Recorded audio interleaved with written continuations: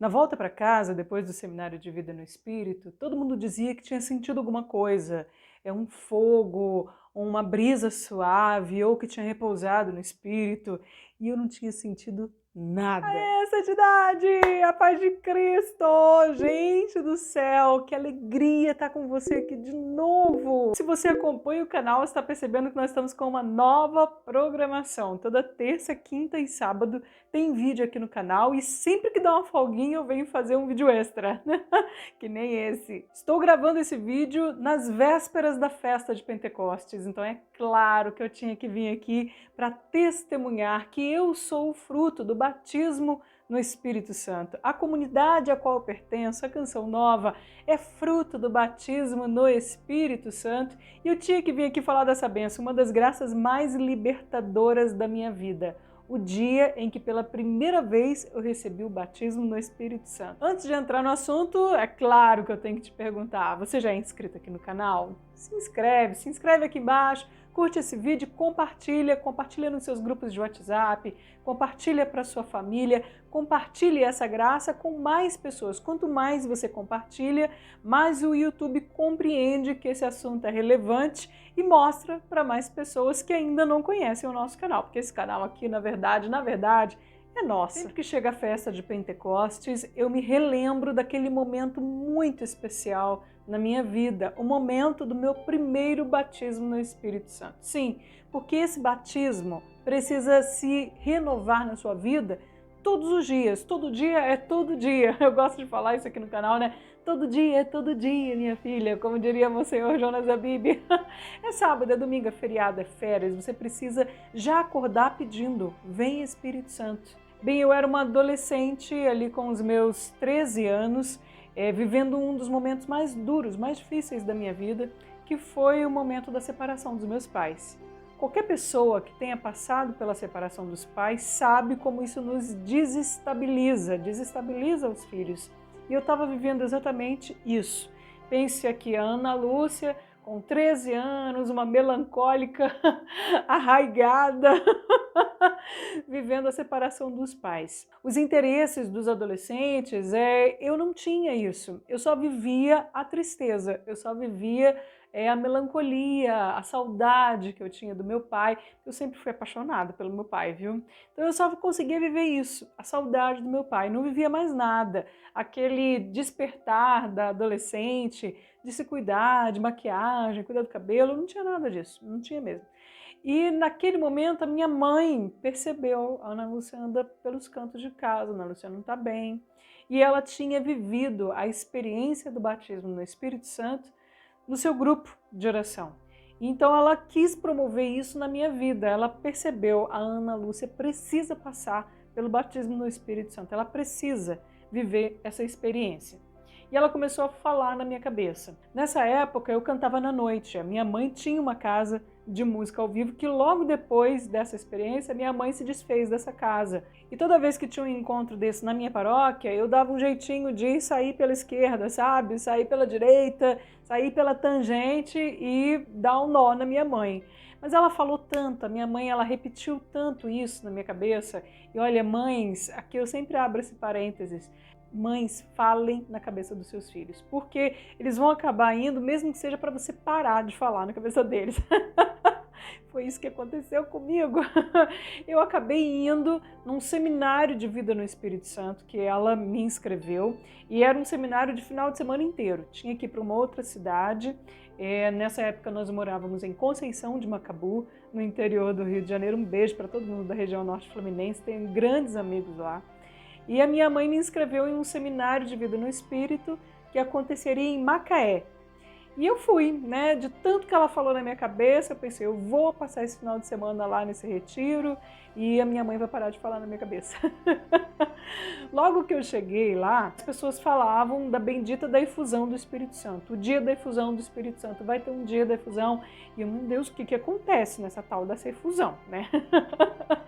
E tinham outras palestras, né? Sobre o senhorio de Jesus Cristo, Jesus Salvador e tudo mais. O querigma foi sendo pregado. Ao longo daquele tempo eu fui conhecendo pessoas e eu fui, enfim, fazendo amizades ali. E quando chegou chegou o domingo, na hora da bendita da efusão do Espírito Santo, eles nos dividiram em pequenos grupos fora do salão onde o seminário estava acontecendo. E aos poucos ia entrando um grupo lá e recebendo oração. Tinha uma banda que estava cantando músicas ao Espírito Santo. Eu me lembro que, por não entender muito bem o que estava acontecendo, eu cheguei na banda e falei assim, deixa eu cantar, eu quero cantar, eu posso ajudar vocês a cantar durante esse momento. Aí disseram, não, vai viver o seu momento, que foi a decisão mais acertada, vai viver esse momento, vai ter uma outra oportunidade para você cantar. E aí eu já saí lá, poxa vida, ninguém deixou eu cantar. Eu já canto pensando, já canto na noite.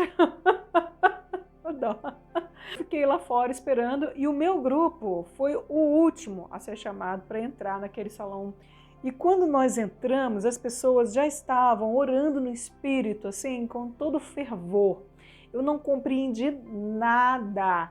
Eu me perguntei, será que está tendo aula de árabe em Macaé?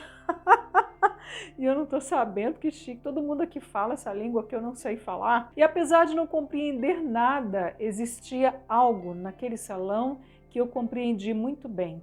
A paz que existia naquele lugar, que reinava naquele lugar, aquela paz tinha nome, era o Espírito Santo. Nós nos sentamos e uma pessoa veio rezando por nós ali dentro daquele mini grupo, né?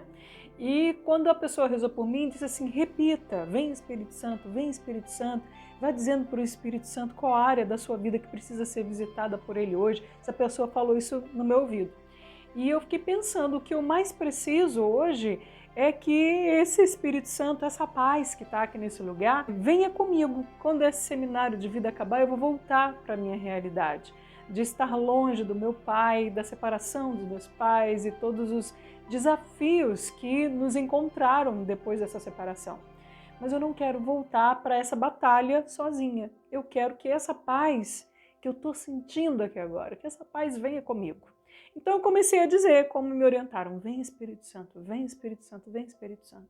Ao meu redor, as pessoas oravam com muita força, com entusiasmo e tal. Algumas pessoas tinham repousado no Espírito, feito a experiência do repouso no Espírito Santo. Algumas pessoas choravam, enfim, muitas manifestações ao mesmo tempo. Algumas pessoas eram curadas de suas enfermidades, tudo ali, depois eles testemunharam e tal. Só que eu não senti nada. Sério, gente. Sério que eu não senti nada. E aí eu voltei para casa junto com as pessoas da minha cidade que estavam fazendo aquele seminário também. E no caminho eles iam falando, poxa vida, eu repousei no Espírito, poxa vida, eu senti uma bola de fogo e eu senti um vento e tal, o Espírito Santo fez isso comigo, tal, fui curado. E eles iam testemunhando, só que eu fiquei até com vergonha porque eu não tinha sentido nada. E aí quando eu cheguei na minha casa, minha mãe foi logo me perguntar, aí como é que foi o seminário, o que foi que aconteceu lá, tal. Eu, para não desestimular minha mãe, eu disse para ela, mamãe, foi bom e pronto. Quando chegou no outro dia, eu comecei a perceber algo de diferente em mim. Quando eu abri a Bíblia, aquela Bíblia zona que ficava assim em cima de um aparador na sala, as palavras saltavam da Bíblia e queimavam o meu coração. Eu tinha sede da palavra de Deus. E mais do que rápido, a minha mãe me deu de presente uma Bíblia, que era uma Bíblia pequenininha, assim, de zíper, e o livro A Bíblia Foi Escrita para Você, que hoje é a Bíblia no meu dia a dia, né? O método do Monsenhor Jonas. Minha mãe nem sabia que eu viria morar na Canção Nova, nem fazia ideia. Enfim, ela me deu esses dois presentes. E todos os dias eu tinha muita sede da palavra de Deus. Eu abria para fazer o estudo com o método do Monsenhor e a palavra de Deus tinha um sentido novo para mim, algo que eu não tinha experimentado. Era a ação do Espírito Santo. E aí foi passando, eu me lembro que eu comecei a rezar o terço todos os dias, eu tinha necessidade de rezar o terço, de rezar o rosário, de rezar as 1000 Ave-Marias, eu queria rezar. E eu tinha muita necessidade da Eucaristia. Na minha paróquia, naquela época, tinham 27 capelas.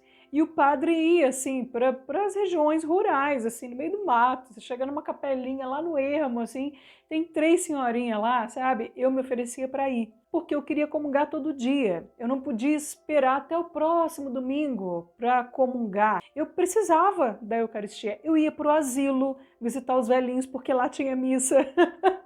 Então eu participava da missa com os velhinhos do asilo. Gente, eu me virava, porque eu precisava da Eucaristia. Quando dava assim, domingo, que tá todo mundo sentadão no sofá, aquela coisa. Nessa época minha mãe já era secretária paroquial e eu pedia a ela a chave e eu passava a tarde inteira, assim, até escurecer, adorando o Santíssimo Sacramento, porque eu queria estar lá. Todas essas coisas, esses sintomas, eram o Espírito Santo, que foi trabalhando em mim aquela melancolia, aquela tristeza da Ana Lúcia adolescente.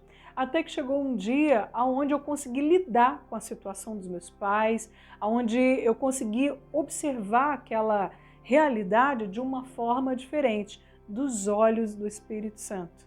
E eu consegui vencer, ultrapassar aquela situação. Dar o perdão que eu precisava dar, tanto para o meu pai quanto para minha mãe. E a Ana Lúcia, adolescente, foi desabrochando, sabe? Aquele tampão que tampava a vida, a vibração da vida dentro de mim, saiu. O Espírito Santo fez isso comigo. E logo depois eu comecei a ter uma inquietude quanto à minha vocação, porque eu já estava indo nas paróquias todas, eu tinha um tecladinho assim, simplesinho, que eu tocava, cantava nas missas, junto com o padre, aquela coisa toda. Naquela época eu já estava dando aula de música, e aí eu tinha uma necessidade de um algo a mais, que eu não sabia o que era. E eu comecei a buscar em várias comunidades, em congregações, eu comecei a ver de perto. Eu sempre dou essa dica, quando você quer fazer um discernimento vocacional, vai ver de perto, sabe? Se aproxima da congregação que você admira, ou da comunidade que você admira, ou se é um seminário diocesano, se aproxima para ver de pertinho, sabe? E foi isso que eu fui fazendo. O movimento focolare, naquela época eu descobri que maravilhoso é o movimento focolare, a comunidade Shalom na época, mas tudo era muito belo, mas eu somente admirava, não me identificava. Não identificava traços daquele carisma na minha história, apesar de serem belíssimos, até que eu conheci a comunidade Canção Nova. Mas isso é uma outra história. Eu deixo aqui para quem quer saber, né, quem ficou com vontade de saber como que foi sua vida, sua história vocacional dentro da Canção Nova. Eu não tenho dúvidas de que o Espírito Santo, lá naquele seminário de vida, me preparava para que eu pudesse tirar tudo que me impedia de ter a visão espiritual e chegar a um discernimento da minha vocação. E eu conto um pouco mais sobre essa descoberta na playlist Vocação, aqui do canal. Vou deixar por aqui a playlist Vocação para você que quer saber um pouco mais sobre o discernimento vocacional e sobre a vocação Canção Nova. Obrigado pela companhia. Não esquece de curtir, compartilhar esse vídeo, se inscreve aqui no canal se você ainda não é inscrito. Um beijão no coração. Deus te abençoe. Tchau, tchau.